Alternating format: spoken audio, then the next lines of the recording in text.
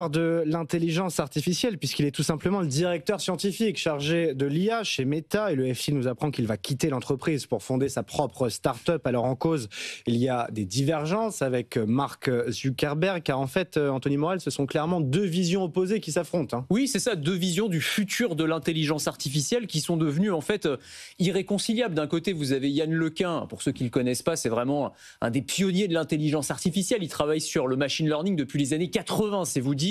Il est lauréat du prix Turing, qui est le prix Nobel de l'informatique, donc vraiment c'est une figure du secteur.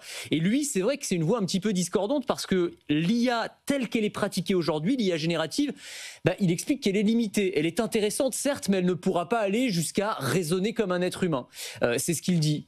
Et c'est un peu le problème. Lui, il travaille sur ce qu'on appelle des world models, c'est-à-dire des modèles qui permettraient en fait de comprendre le monde qui nous entoure de manière, en fait, comme le fait un être humain, et d'apprendre un peu comme un enfant apprend en tâtonnant, en faisant des erreurs, etc. Mais ça va prendre très longtemps à développer. Et c'est pas du tout la logique dans laquelle se trouve Mark Zuckerberg aujourd'hui. Lui, au contraire, il veut accélérer à fond pour être plus concurrentiel face à OpenAI, face à Google, sortir des produits commerciaux le plus rapidement possible, aller le plus vite possible vers ce qu'il appelle la super intelligence, donc une IA qui serait plus performante que le cerveau humain, et c'est pour ça qu'il a recruté à grands coups de milliards, vous savez, cette dream team de l'intelligence artificielle, avec un monsieur qui s'appelle Alexander Wang qui chapeaute tout ça, et qui aujourd'hui donne des ordres à Yann LeCun. Et c'est une sorte de bascule symbolique en réalité, c'est-à-dire vraiment de la recherche fondamentale à des produits qu'il va falloir sortir le plus vite possible sur le marché. C'est probablement ce qui a précipité cette rupture, et donc Yann LeCun aurait affirmé à ses collègues qu'il allait quitter l'entreprise, qu'il allait monter sa propre start-up. On ne sait pas exactement ce que ça va être. On espère qu'elle sera montée en France. En tout cas, on ne doute pas du fait qu'il